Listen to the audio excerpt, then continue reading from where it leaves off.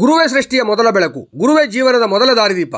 ಭಾರತೀಯ ಸಂಸ್ಕೃತಿಯಲ್ಲಿ ಗುರುಗಳಿಗೆ ಸಲ್ಲುವ ಗೌರವವು ಕೇವಲ ಸಂಪ್ರದಾಯವಲ್ಲ, ಅದು ಜೀವನದ ಶ್ರೇಷ್ಠ ಮೌಲ್ಯವಾಗಿದೆ.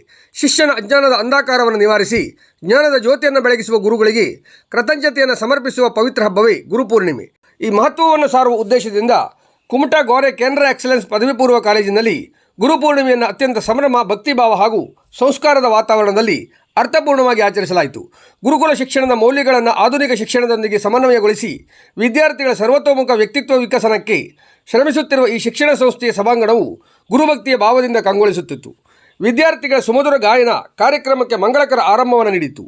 ಬಳಿಕ ಪ್ರಾಚಾರ್ಯರು ಹಾಗೂ ಗುರುವೃಂದ ಜ್ಞಾನಜ್ಯೋತಿಯ ಸಂಕೇತವಾದ ದೀಪವನ್ನು ಬೆಳಗಿಸಿ ಗುರುತ್ರಯರ ಭಾವಚಿತ್ರಕ್ಕೆ ಪುಷ್ಪಾರ್ಚನೆ ಸಲ್ಲಿಸುವ ಮೂಲಕ ಭಾರತೀಯ ಗುರು ಶಿಷ್ಯ ಪರಂಪರೆಗೆ ಗೌರವ ನಮನ ಸಮರ್ಪಿಸಿದರು.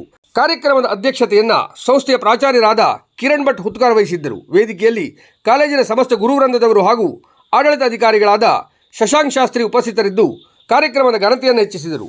ಮುಖ್ಯ ಭಾಷಣಕಾರರಾದ ಸಂಸ್ಕೃತ ಉಪನ್ಯಾಸಕರಾದ ಗಣಪತಿ ಭಟ್ ಅವರು ಗುರುಪೂರ್ಣಿಮೆಯ ಆಧ್ಯಾತ್ಮಿಕ, ಸಾಂಸ್ಕೃತಿಕ ಹಾಗೂ ಶೈಕ್ಷಣಿಕ ಮಹತ್ವವನ್ನು ಹೃದಯಸ್ಪರ್ಶಿಯಾಗಿ ವಿವರಿಸಿದರು. ದ್ವಿತೀಯ PUC ವಿದ್ಯಾರ್ಥಿನಿ ಕುಮಾರಿ ಪ್ರಜ್ಞಾ ಭಟ್ ಕಾರ್ಯಕ್ರಮವನ್ನು ಸುಸೂತ್ರವಾಗಿ ನಿರ್ವಹಿಸಿದರು.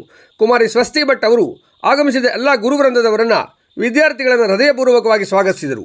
ವಿದ್ಯಾರ್ಥಿಗಳಾದ ಕುಮಾರಿ ಆಶ್ರಿತ್ ಜಿ, ವಿನಾಯಕ್ ಭಟ್ ಹಾಗೂ ಕುಮಾರಿ ಭುವನಾ ಹೆಗಡೆ ಅವರು ಗುರುಪೂರ್ಣಿಮೆ ಮಹತ್ವವನ್ನು ಅರ್ಥಪೂರ್ಣವಾಗಿ ವಿವರಿಸಿ ಗುರುಗಳ ಪ್ರೀತಿ, ತ್ಯಾಗ ಮತ್ತು ಮಾರ್ಗದರ್ಶನವೇ ವಿದ್ಯಾರ್ಥಿಯ ಬದುಕಿನ ನಿಜವಾದ ಸಂಪತ್ತು ಎಂಬ ಸಂದೇಶವನ್ನು ಸಾರಿದರು.